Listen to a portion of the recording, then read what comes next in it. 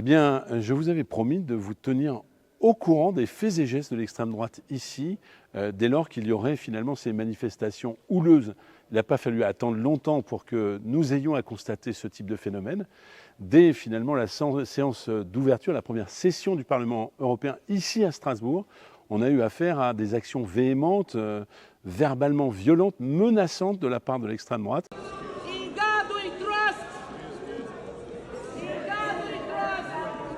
Ça s'est passé pas plus tard que tout à l'heure, dans cet hémicycle, ici dans la zone vers les 857, 858, 859, où une députée européenne d'extrême droite roumaine, avec un masque au visage assez agressif, a dénoncé finalement l'engagement européen en matière de droit à l'avortement, brandissant, nous semble-t-il, des textes religieux, dénonçant de manière extrêmement violente finalement cet engagement du Parlement européen en faveur des femmes.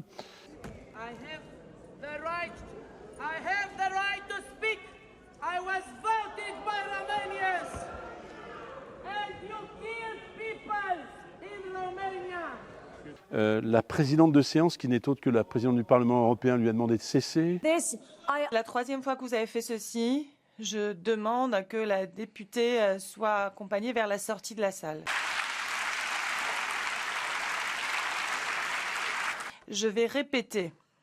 Je demande que la députée soit accompagnée vers la sortie. Des huissiers sont venus pour la raccompagner, elle a refusé et finalement c'est la sécurité qui a été obligée de la raccompagner à la porte.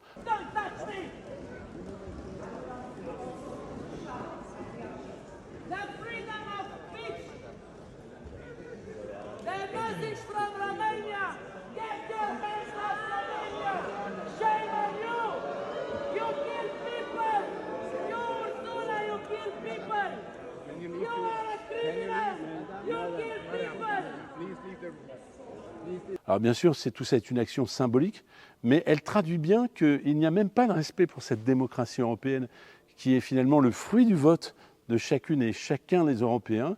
Il y a une tentative permanente de coup de force sur l'institution européenne. Donc c'est le premier épisode, malheureusement, mais je crois, vu l'ambiance que veulent mettre les 187 députés d'extrême droite, qu'il y en aura d'autres.